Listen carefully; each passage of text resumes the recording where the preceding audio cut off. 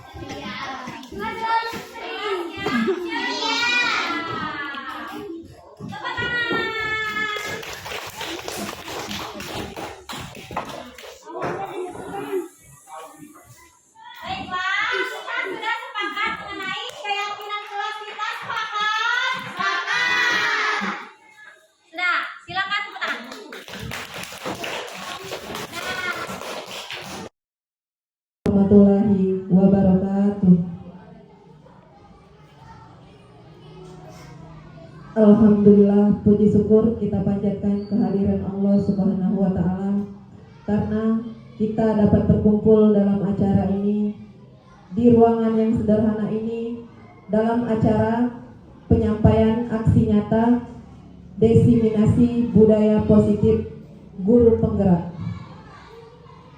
Adapun susunan acara kita pada hari ini: 1. Pembukaan, 2. Doa, 3. Pembukaan kepala sekolah, 4. Presentasi, 6. Penutup. Baiklah, untuk mempersingkat waktu kita pada hari ini, marilah kita langsung membuka acara ini dengan membaca lafaz basmalah. Bismillahirrahmanirrahim. Untuk acara selanjutnya, doa. Pada kesempatan ini akan disampaikan langsung oleh Ibu Maria SPD. Kepada Ibu Maria SPD kami persilakan.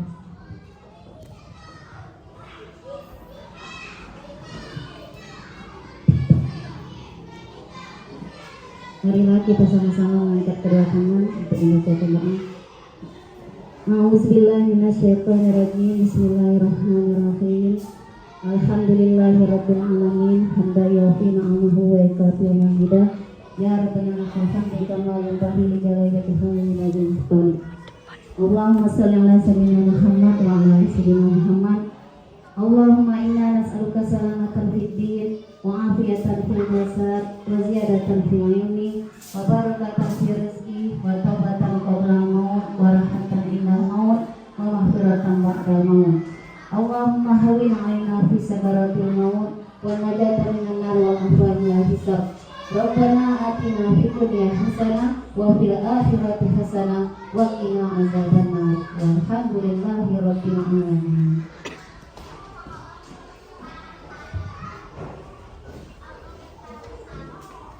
Terima kasih doanya Ibu Maria. Semoga yang mendengarkan mendapat pahala yang berlipat ganda. Amin. Amin ya rabbal alamin. Untuk acara selanjutnya, sambutan dari kepala sekolah. Pada kesempatan ini akan disampaikan langsung oleh Ibu Linda Asti Maria SPD. Kepada Ibu Linda kami persilakan.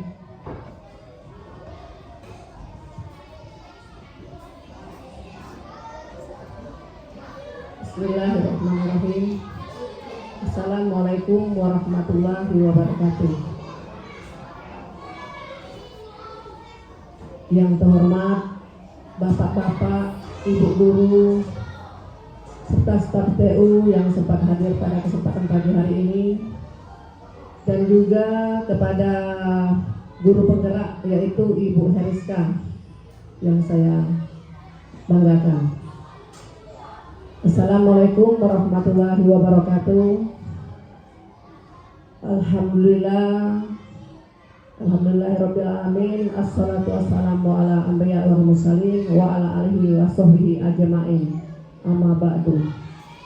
Salawat serta salam kita junjukkan kepada Nabi besar kita yaitu Nabi Muhammad SAW serta pengikutnya, keluarganya dan umatnya hingga akhir zaman. Amin ya rabbal alamin. Baik Bapak Ibu guru sekalian, pagi hari ini kita akan atau Ibu akan menyampaikan yaitu tentang aksi nyata diseminasi budaya positif guru penggerak SDN Lambar Kuang tahun 2024 yang insya Allah akan disampaikan oleh Ibu Heriska SPD. Nah, jadi Bapak Ibu sekalian, Ibu akan menyampaikan kepada Bapak Ibu sekalian, Ibu Heriska ini akan menjabarkan yaitu mengimbaskan kepada kita semua ya, di SDN Lambar Kuang yaitu tentang diseminasi budaya positif. Nah, gunanya yaitu untuk memajukan pendidikan kita ke depan ini ya. Untuk demi kemajuan sekolah kita yaitu SDN Lambar Kuang, untuk mengimbaskan dan menjabarkan atau mengajak kita belajar bersama-sama tentang diseminasi budaya positif ini. Gunanya untuk memajukan pendidikan yang maju ke depan dan pendidikan yang berakhlak mulia. Ibu kira tidak panjang lebar, itu saja yang dapat Ibu sampaikan pada pagi hari ini. Dan saya akhiri dengan ucapan billahi taufiq wal hidayah. Wassalamualaikum warahmatullahi wabarakatuh.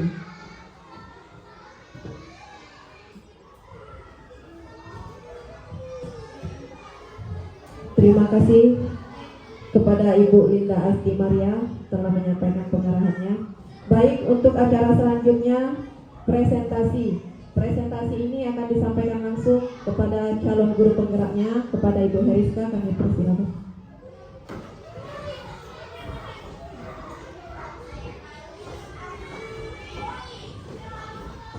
Assalamualaikum warahmatullahi wabarakatuh. Perkenalkan, nama saya Heriska, PGP Angkatan 11, SDN 06 Muarakuang, Kabupaten Ogan Ilir.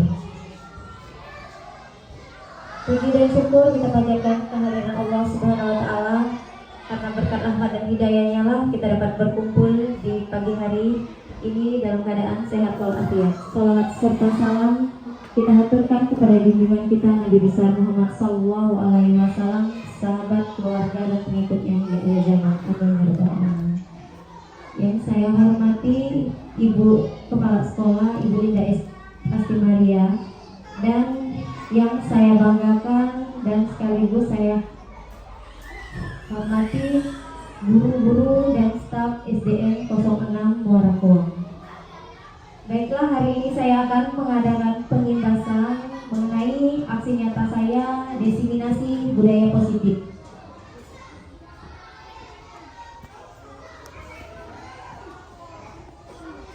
Saya akan menyebarkan pemahaman dan penerapan pengalaman mengenai budaya positif.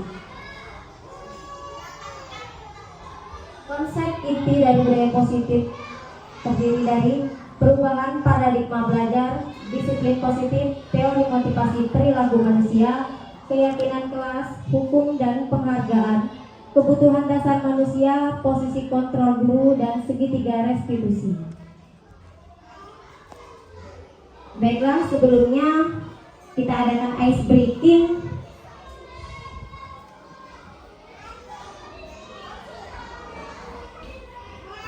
Saya akan mengadakan ice breaking mengenai tersenyum selama 30 detik sambil berhadapan. Jadi Bapak Ibu, ice breaking itu sendiri tidak harus menari dengan musik, tapi juga bisa dengan perilaku kita. Contohnya tersenyum. Kita membuat murid agar mampu tersenyum dengan sendirinya. Jadi saya akan mempraktekkan ice breaking kepada Bapak Ibu sebelum kita memulai acara pagi hari ini. Baiklah, Bapak Ibu guru bisa berpasang-pasangan, saling berhadapan dan tersenyum.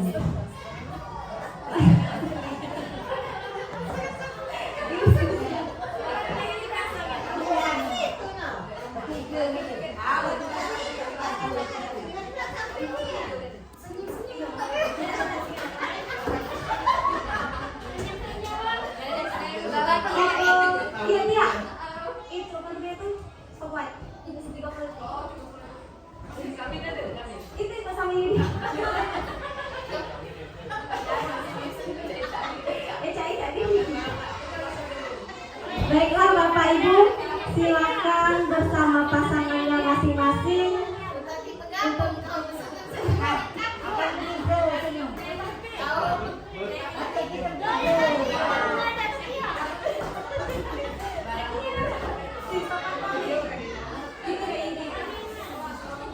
ayo Tia, silakan ke belakang dekat Ibu Tati.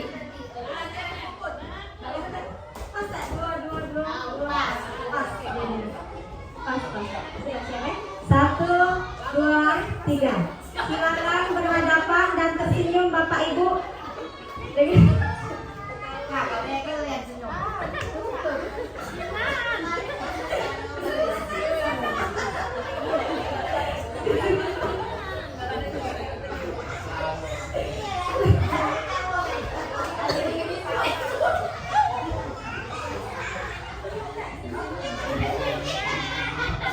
Beginilah cara kita terhadap murid-murid kita agar menimbulkan kebahagiaan tersendiri dari diri dalam murid-murid kita tersebut.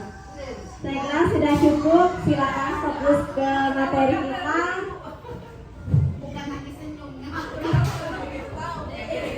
Alhamdulillah di pagi hari ini kita sudah sambut dengan kebahagiaan.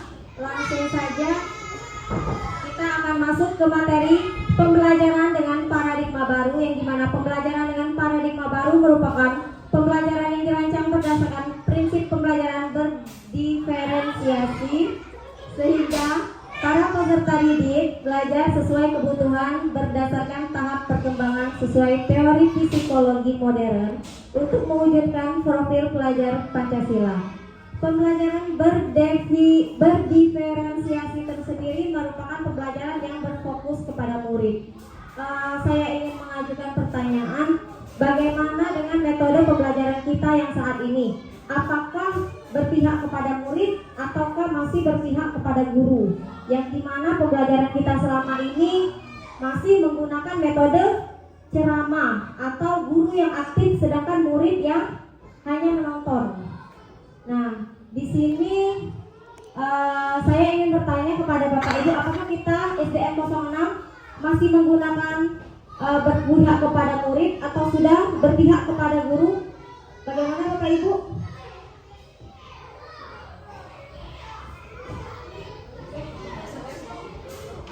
Pendidikan di SDN 06 Warakom ini Bu, apakah sudah berpihak kepada murid atau masih berpihak kepada guru? Artinya itu kalau berpihak kepada murid berarti murid yang aktif, guru kalau berpihak kepada murid yang aktif, kalau berpihak kepada guru berarti gurunya saja yang berbicara, muridnya hanya mendengarkan. Bagaimana Bu pendidikan? Kalau sekarang berpihak kepada murid, kalau untuk apa tadi? Pelajaran sekarang, khususnya untuk pelajaran IKM ya, implementasi kurikulum merdeka. Itu saja, terima kasih. Terima kasih. Alhamdulillah ternyata SDN 06 sudah memilih pembelajaran yang berpihak kepada murid yang sesuai dengan Ki Hajar Dewantara, yaitu pendidikan harusnya menuntut bukan dituntut. Kemudian yang dimana murid lebih aktif dengan tujuan menciptakan profil pelajar Pancasila yang beriman dan bertakwa, yang dimana kita menjadikan murid kita menjadi siswa yang beriman dan bertakwa kepada Allah Subhanahu wa Ta'ala. Yang kedua, berkebinekaan global, yang dimana kita ketahui negara kita ini kaya akan budayanya, yang dimana kita memberitahu murid agar murid mengetahui kekayaan apa saja budaya yang ada di Indonesia. Yang ketiga, bergotong royong, menimbulkan rasa kepercayaan di diri murid bahwa kita harus bergotong royong semulai dari dini. Menjadikan siswa yang kreatif, yang dimana kita memancing siswa agar siswa tersebut mengeluarkan bakat yang sudah ada di dalam diri mereka. Menjadikan siswa bernalar kritis, yang dimana kita guru memancing siswa agar siswa tersebut menjadi siswa yang kritis dalam berpikir. Dan yang terakhir itu mandiri, agar siswa tidak selalu tidak percaya diri, tapi siswa tersebut kita jadikan siswa yang mampu untuk menjadi siswa yang mandiri sedari dini. Baik Bapak Ibu, miskonsepsi tentang teori kontrol. Nah, ini yang selama ini menjadi miskonsepsi kita.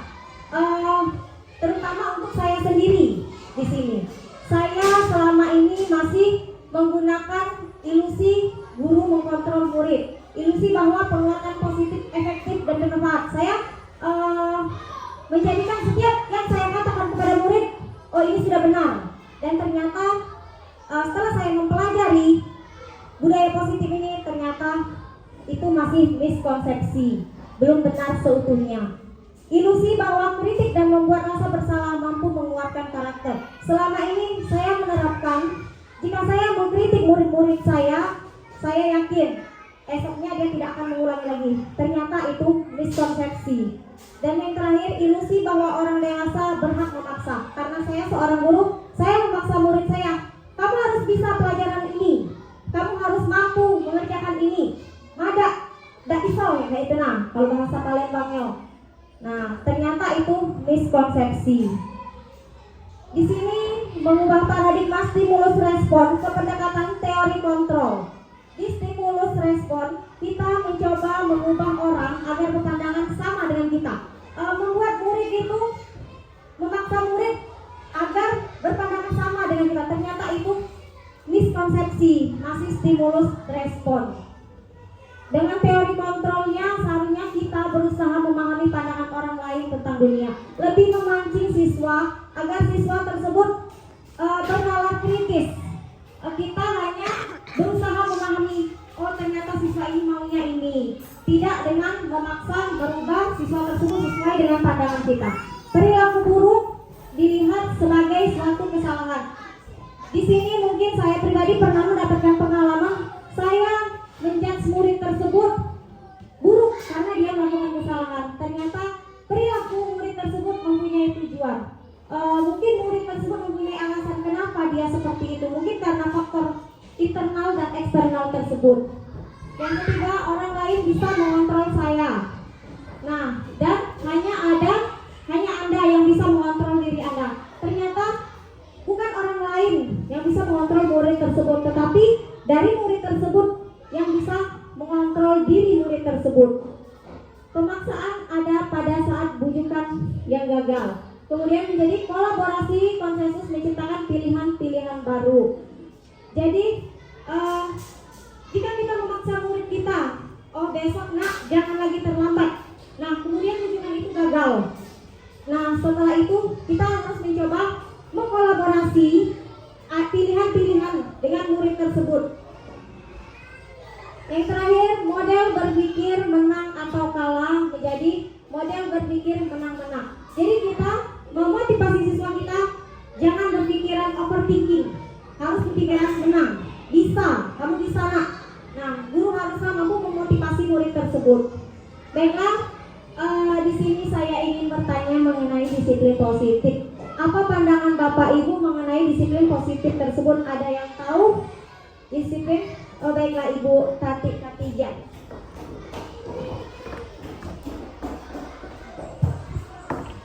Baik, terima kasih. Langsung saja, disiplin positif adalah perilaku yang menunjukkan sikap disiplin yang baik terhadap anak maupun terhadap orang lain. Terima kasih. Assalamualaikum warahmatullahi wabarakatuh.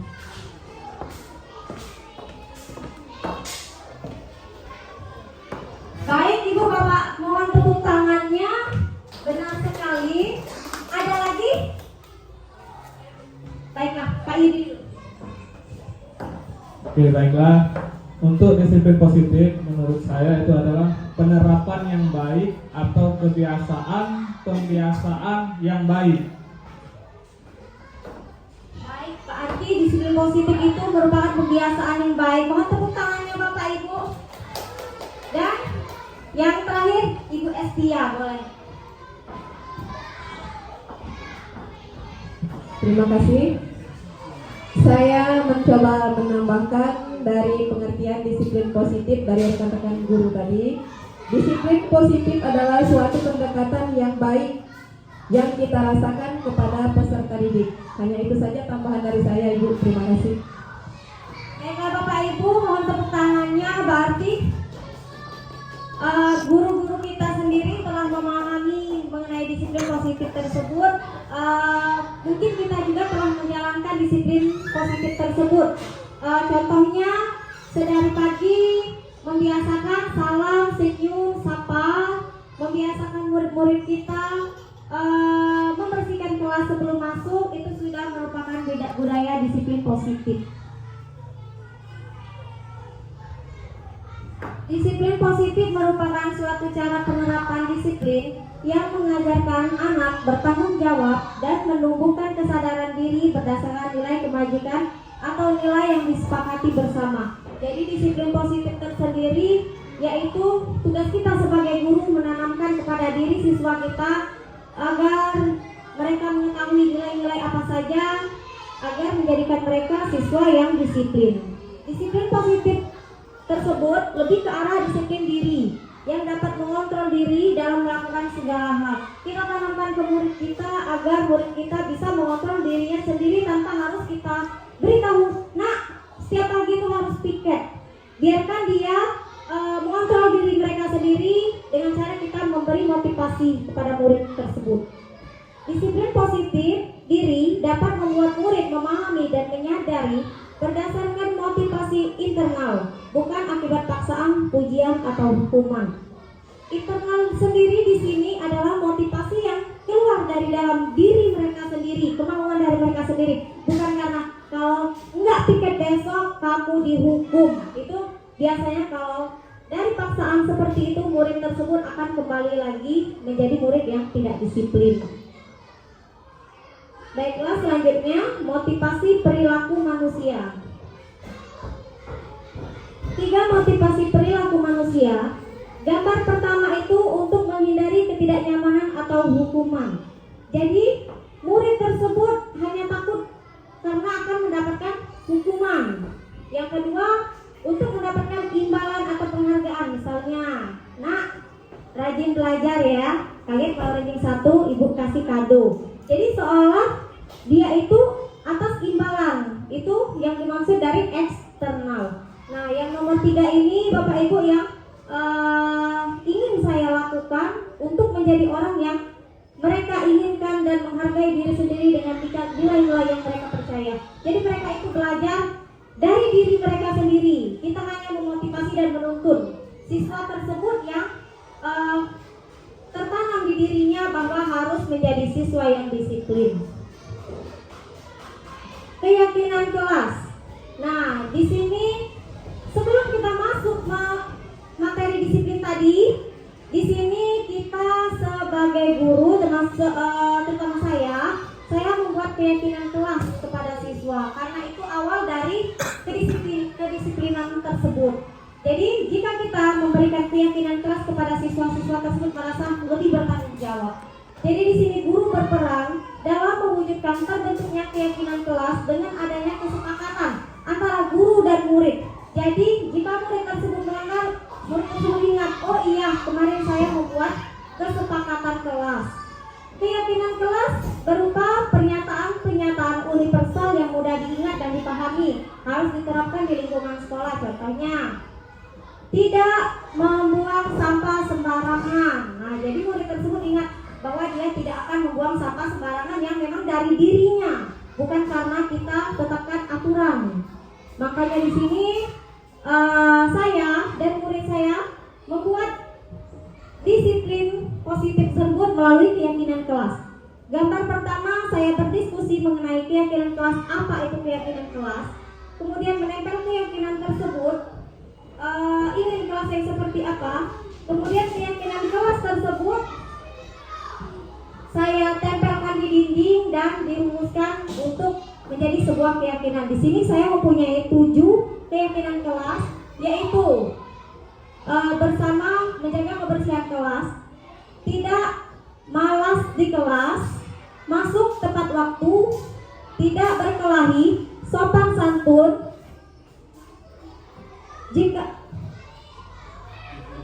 izin jika tidak masuk kelas, dan kelas yang ceria. Ini dibuat oleh murid Bapak Ibu, bukan dibuat oleh saya. Jadi saya membagikan kertas sticky note kepada murid. Murid tersebut mengisi ingin kelas yang seperti apa. Setelah murid tersebut menempel ke kertas sticky note-nya ke gambar yang sebelah situ, yang gambar yang keyakinan kelas yang tidak sama saya tempelkan ke bagian yang warna hitam. Maka terjadilah keyakinan kelas untuk kelas 6 tersebut. Baiklah Bapak Ibu, kita ice breaking sebentar. Kegiatan kepal tangan. Ada A dan B. Sama seperti tadi berpasang-pasangan. Sobekkan secari kertas, tuliskan benda atau sesuatu yang sangat berharga untuk Anda sendiri. Letakkan salah satu tangan Anda dan genggam benda tersebut dengan segala daya. Buatlah seperti kepalan. Teman Anda akan mencoba dengan sekuat tenaga berbagai cara untuk meminta Anda memberikan benda tersebut. Bisa dengan membujuk, mengancam, menghardik, merayu, menyuap, apa saja agar dapat membuka kepalan tangan tersebut. Nah, di sini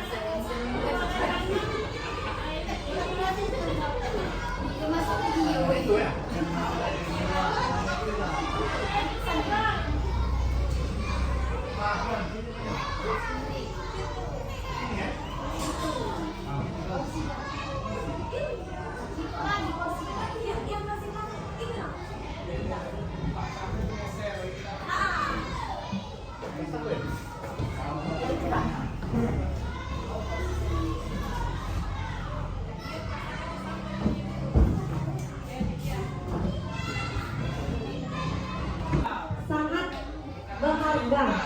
Bukan.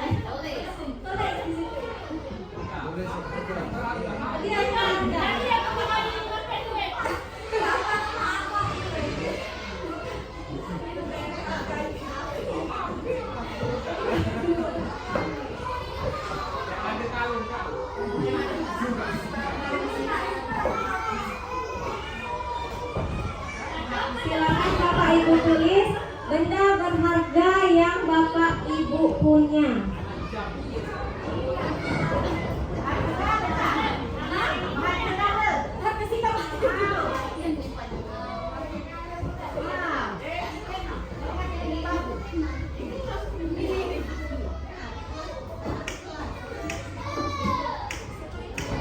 Satu benda berharga.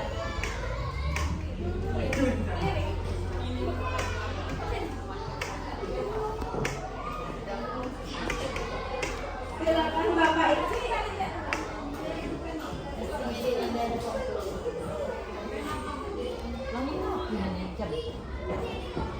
Sudah siap Bapak Ibu? Sudah. Silakan digenggam sekuat tenaga dan yang tidak memegang kertas berusaha melepaskan tersebut, entah itu dengan merayu, mengancam, atau menghardik, atau menyuap.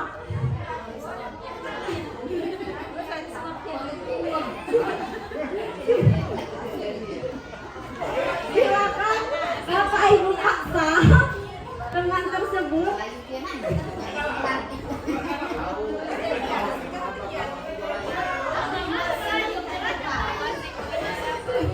Coba, kita coba wawancara dari Pak Yudi.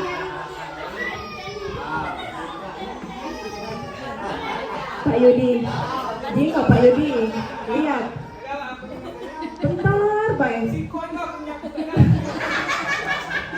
Dengar deh, jika baik Pak Yudi. Ini barang berharga ini Pak Yudi. Ini lebih deh. Belum deh. Baik Pak Yudi, jika. Iya itu. Nah, buat bayar Pak Yudi.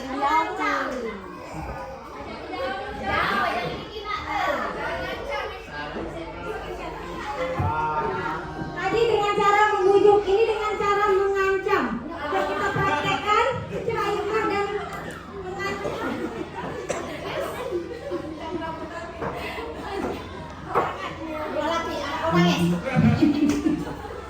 Ngancam ya orang teh ini.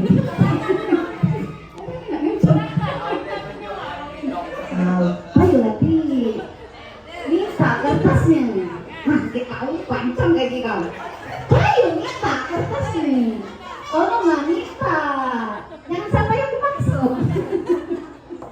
Gimana buka minta? Oh, sekarang balik nih. Buka tak minta.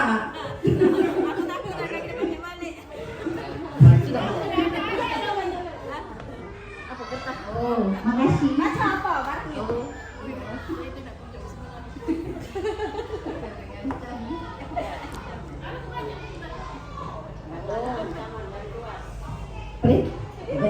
Yang benda yang berharga dari Ibu Tati itu yaitu anak.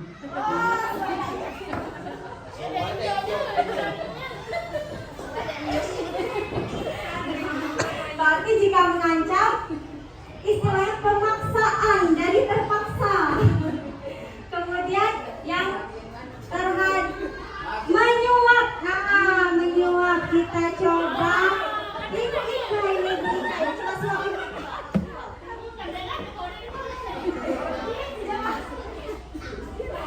Kaki kau kunjuk aja.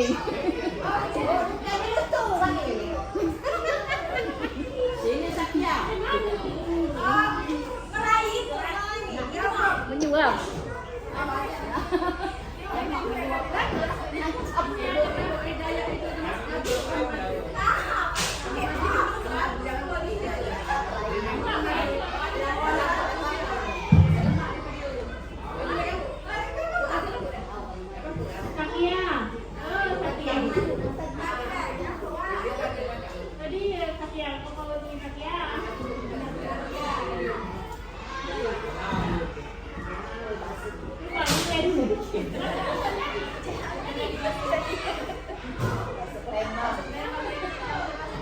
Ayo aku kena hina. Nyelek ini.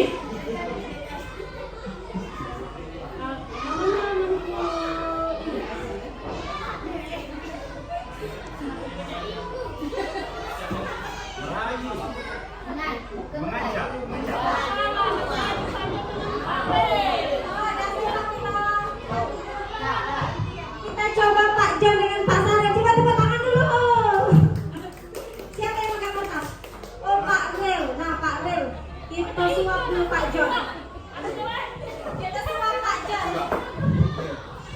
Coba Pak John, nengok yang ada di dalam tangan kau. Nah. Dapat ya? Gila, kayak kau kunjuk. Yang kau ini yang cuma minta atau kayak kau kunjuk bos tegak? Punya duit kau. Gila, punya duit cuma pulau. Belum itu. Dia yang dalam ini nak Pak Cici. Gila. Kayak itu duit. Ya. Itu duit. Oh, lancar. Coba dibaca. Harga bagi Pak John.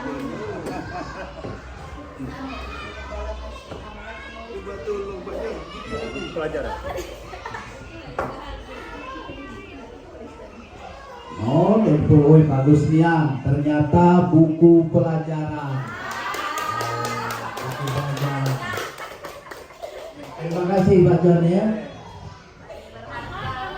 Ya Allah, ternyata Pak John barang berharganya adalah buku pelajaran. Wah, Pak John.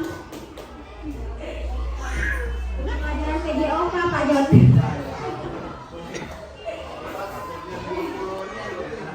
Baiklah, kita fokus ke presentasi kita. Kebutuhan dasar manusia.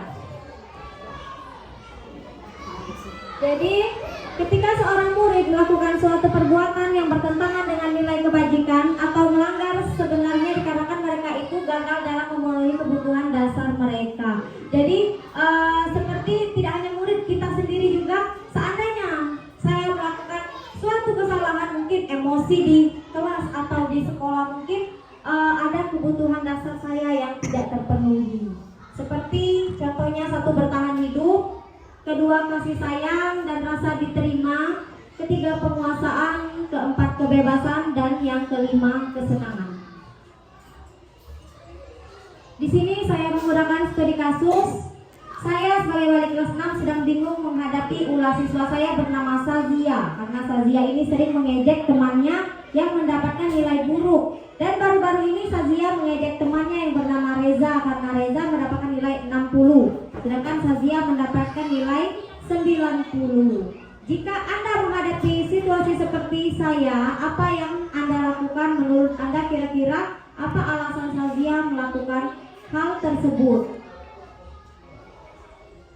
Di sini kita masukkan kebutuhan dasar yang tadi. Kenapa Sazia melakukan kesalahan mengejek temannya yang mendapatkan nilai 60? Mungkin karena alasan satu, Sazia merasa bangga mendapatkan nilai 90 dan merasa takut nilainya menjadi turun. Jadi dia rajin belajar. Namun karena Sazia merasa murid yang cerdas, Sazia seolah menjadi sombong dengan mengejek temannya yang mendapatkan nilai kecil. Maka kebutuhan dasar yang sedang berusaha dipenuhi Sazia adalah kebutuhan untuk bertahan hidup.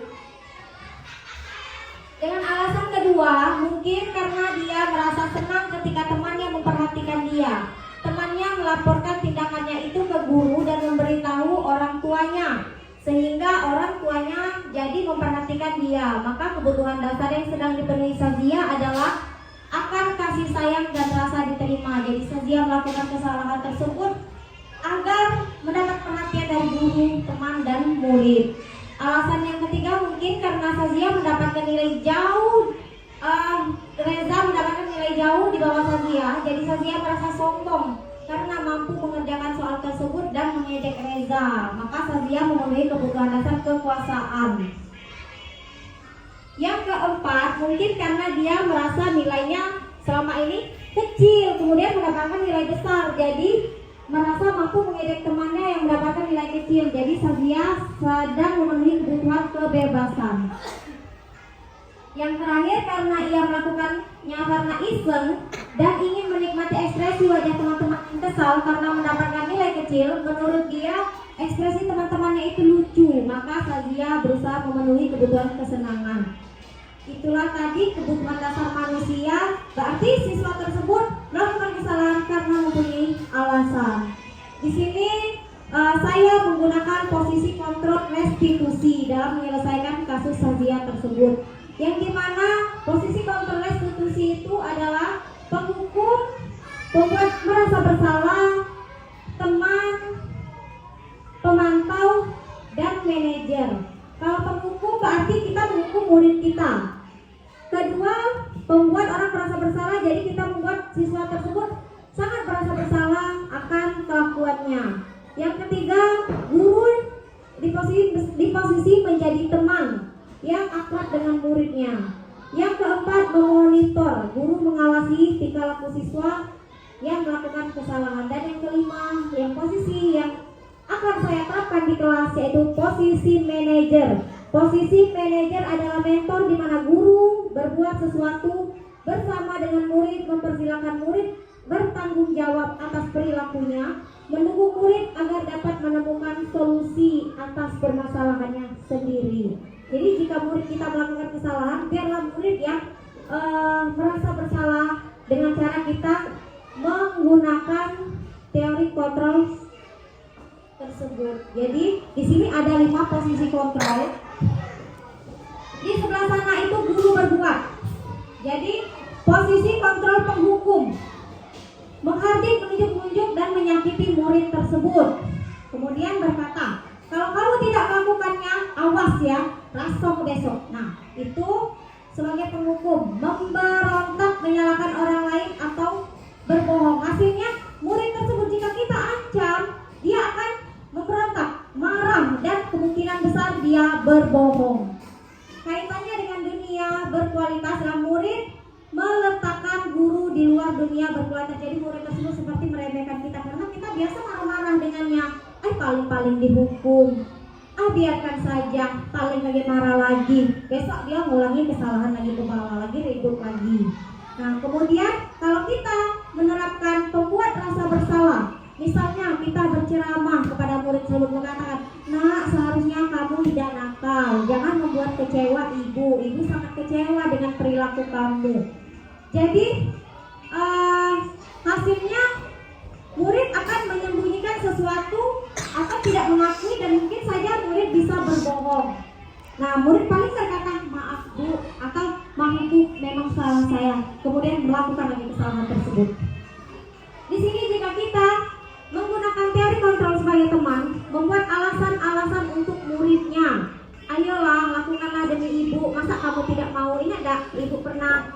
bantu kamu. Nah, seperti karena keakraban antara guru dan siswa. Murid seperti ketergantungan. Murid akan meletakkan guru sebagai orang yang sangat penting di dunia. Jadi murid tersebut tidak akan mandiri karena kita tadi dianggapnya teman untuk ada ibu.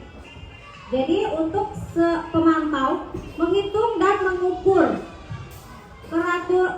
peraturannya dan menyesuaikan diri bila diawasi. Kalau pemantau, jika kita melihat murid tersebut buang sampah, ada ibu Rizka ada di situ. Kalau ada kakek aku nak buang sampah baik.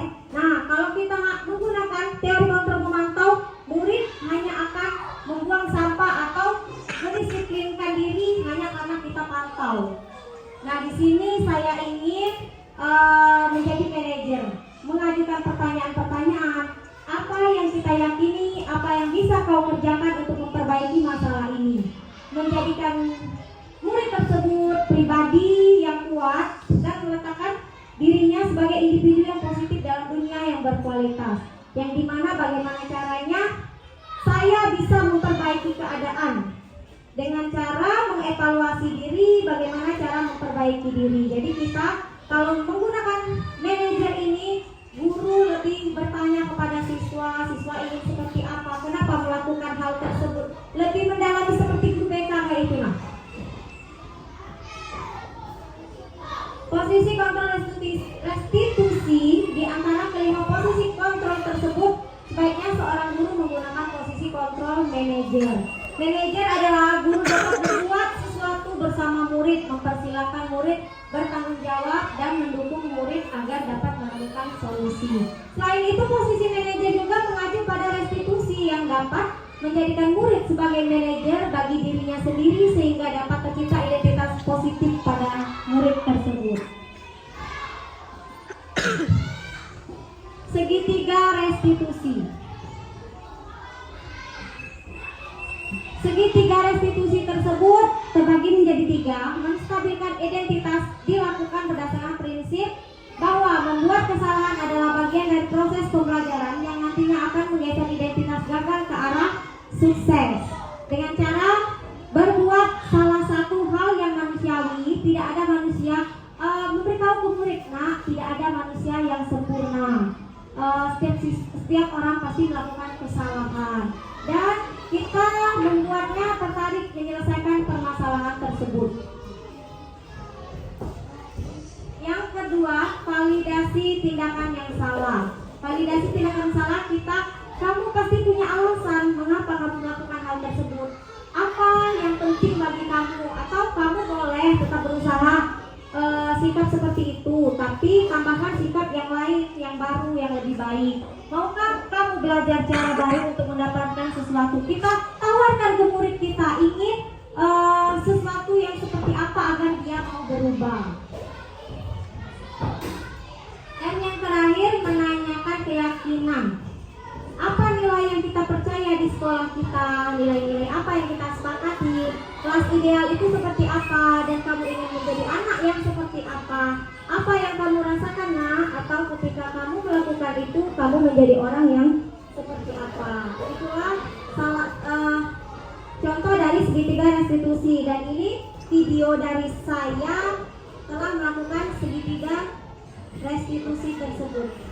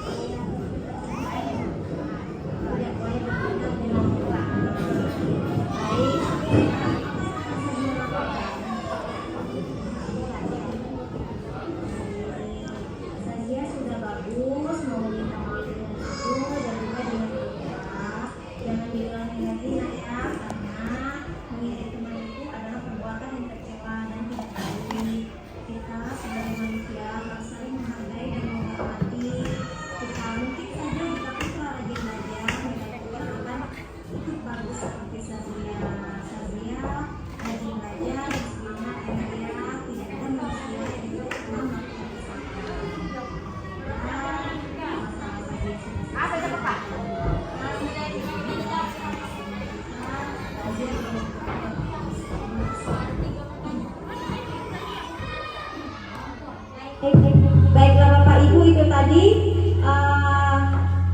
cara menyelesaikan masalah menggunakan segitiga restitusi. Baiklah, itulah penyampaian dari saya. Di sini kita masuk sesi terakhir, yaitu tanya jawab. Ada nggak yang mau bertanya mengenai yang sudah saya tampilkan tadi, presentasi tersebut?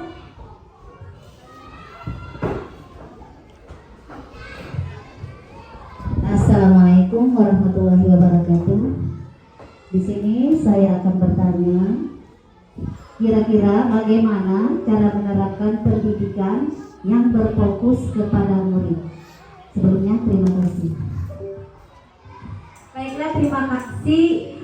Pendidikan yang berfokus kepada murid itu tadi yang kita jelaskan yang di pertama, pendidikan yang kegiatannya itu menuntun, seperti apa yang dikatakan di Hajar Dewantara bahwa guru itu menuntun dan menjadikan pembelajaran tersebut menjadi aktif, kreatif, inovatif dengan cara mewujudkan profil pelajaran Pancasila.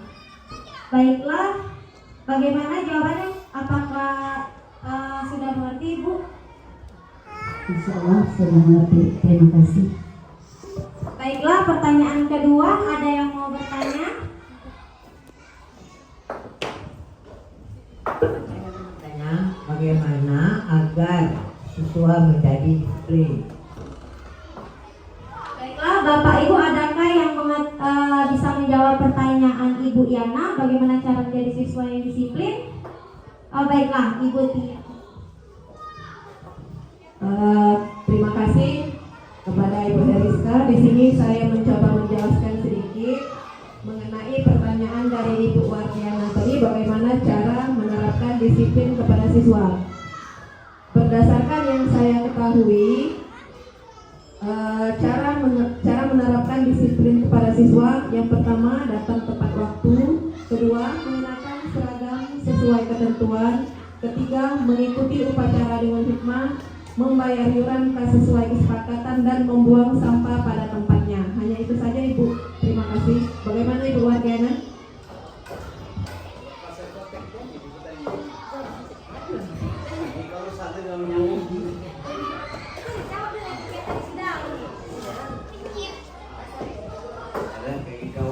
Jawab. Baiklah, pertanyaan berikutnya. Ini yang ingin saya tanyakan, ini bersumber dari Kiai Hajar Dewantara. Kiai Hajar Dewantara itu bunyi semboyannya Tuturi handayani tinggal sok tulodo. Jadi seorang guru itu memberikan contoh, kalau di belakang dia mendorong, kalau di depan dia memberikan contoh. Yang saya maksud di sini tadi, kalau menurut materi yang sudah disampaikan tadi, sudah 99% benar itu, tapi ada titik. Tapi yang saya tanyakan, ini realita atau kenyataannya bagaimana dengan kenyataan kita sehari-hari, supaya murid itu di dalam belajar dia menjadi aktif, menerapkan sikap yang disiplin. Kalau di situ tadi saya rasa cukup bagus. Hanya itu saja yang saya tanyakan. Ada lagi satu tadi, kebutuhan hidup. Entah apa saya lupa, kebutuhan hidup itu hanya makan dan minum. Tapi kalau tadi bukan kebutuhan hidup, kebutuhan batin, itu membuat rasa puas. Ya, membuat rasa puas. Hanya itu saja, hanya meluruskan, bukannya tidak ada niat apa-apa, hanya meluruskan. Terima kasih Ibu Heriska. Ada tadi kebutuhan hidup itu dari Pak Yuni.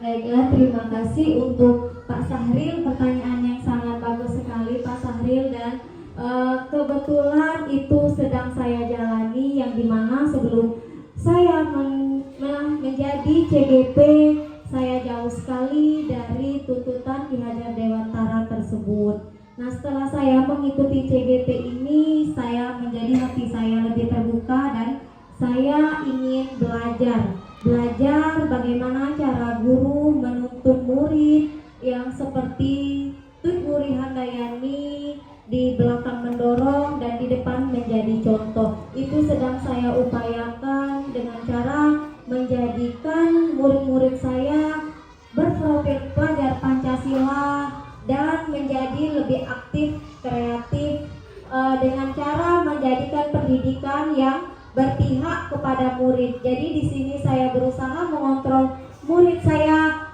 melalui hatinya. Jadi saya memasukkan guru saya ke dalam hatinya. Jika murid saya tersebut mencintai saya, menyayangi saya mungkin murid tersebut lebih menghormati saya, dan dengan cara membuat keyakinan kelas, saya memasukkan perasaan ke murid tersebut menjadi murid yang bertanggung jawab dan murid yang lebih mandiri lagi. Di sini yang mana pesannya? Yang ketika seorang murid melakukan suatu perbuatan yang bertentangan dengan nilai-nilai kebajikan atau melanggar, sebenarnya dikarenakan mereka itu gagal dalam memenuhi kebutuhan dasar. Iya, benar sekali Pak. Jadi kebutuhan dasar manusia itu terbagi menjadi 5. Bertahan hidup, mungkin dia melakukan kesalahan tersebut karena dia ingin bertahan hidup. Contohnya seorang murid yang sering mencuri makanan atau barang dari temannya, mungkin karena dia ingin bertahan hidup, bagaimana dia ingin mempunyai barang tersebut, jadi dia mencuri. Dan tugas kita adalah bertanya kenapa, apakah dia ingin jam tangan tersebut atau makanan tersebut. Kemudian kita kolaborasi dengan orang tuanya agar anak tersebut lebih terbuka hatinya, dan kemudian kita menanamkan rasa kasih sayang. Dan mungkin murid tersebut melakukan kesalahan karena murid tersebut di rumah tidak mendapatkan kasih sayang dan perhatian. Jadi murid tersebut dengan nakal di sekolah lebih diperhatikan ibu gurunya. Di sini penguasaan. Nah, murid tersebut menjadi siswa yang nakal karena dia ingin berkuasa di kelasnya atau ingin menjadi kepala geng mungkin. Nah, di sini peran kita sebagai guru agar murid tersebut kita tanya, kenapa bisa jadi seperti itu? Apa penyebabnya? Mungkin dia ada jawaban pribadi, atau kita coba sharing dengannya dari hati ke hati agar murid tersebut dapat berubah. Dengan cara kita menanamkan benih-benih cinta kasih sayang kita tersebut, bukan menanamkan ancaman ataupun hanya perkataan saja. Di sini juga ada kesenangan dan kebebasan. Nah, di sini banyak sekali yang kita temui. Di sini murid kita sering kali membuat kesalahan itu karena merasa bebas, karena bukan di rumah, di sekolah guru guru di kantor misalnya, dan merasa kesenangan. Senang-senang baik karena murid yang lain kan ribut, jadi ribut baik. Nah, disinilah kita menggunakan keyakinan kelas kita, menggunakan keyakinan kelas. Saya harapkan setelah pengibasan ini kita bisa menggunakan keyakinan kelas di kelas-kelas, karena ini efeknya sangat bagus sekali. Jadi murid kita menjadi murid yang bertanggung jawab karena keyakinan kelas tersebut ditulis sendiri oleh mereka. Kita tidak memaksa murid tersebut menulis. Jadi murid tersebut yang memang menulis keyakinan kelasnya. Jadi, aku loh yang nulis tidak membuang sampah sembarangan. Nah, madai aku juga yang melakukan kesalahan. Jadi diharapkan dengan keyakinan tersebut, hal kecil tersebut dapat menjadikan murid kita menjadi murid yang bertanggung jawab. Bagaimana Pak? Arti dari 1 sampai 5 itu dapat kita simpulkan, kalau kita seorang guru ini kita harus ada ikatan batin dengan anak. Contohnya kalau kita dah masuk, anak-anak kemana lah ibu itu. Jadi kita yang selama ini selama ini salah, keliru, kesalahan keliru. Kita tidak mempunyai ikatan batin dengan anak. Banyak sekali anak itu minimal kita harus hafal dengan anak. Kalau anak itu dari A sampai Z kita tahu namanya Badu, Siti, atau Budi, atau Wati, insya Allah kita ada ikatan batin. Misalnya tukang Estia, angkat tangan, ya kita ada kontak itu. Nah, hanya itu saja yang dapat kita simpulkan, kita harus ada ikatan batin dengan murid. Terima kasih. Saya akhiri dengan ucapan Assalamualaikum warahmatullahi wabarakatuh.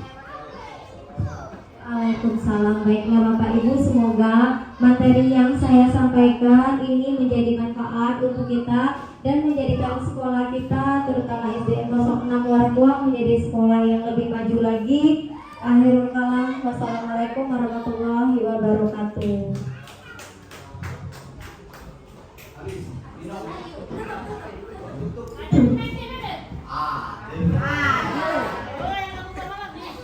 Alhamdulillah, berakhir sudah acara kita pada hari ini.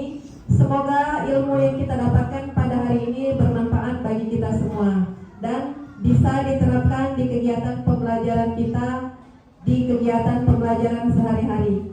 Kepada Ibu Heriska, terima kasih banyak telah memberikan ilmu dan membagikan ilmu yang telah didapatkan kepada kami. Saya selaku pembawa acara ingin mengucapkan terima kasih banyak kepada rekan-rekan guru yang telah menghadiri kegiatan penyimpasan pada hari ini. Saya akhiri dengan ucapan wabillahi taufik wal hidayah. Wassalamualaikum warahmatullahi wabarakatuh.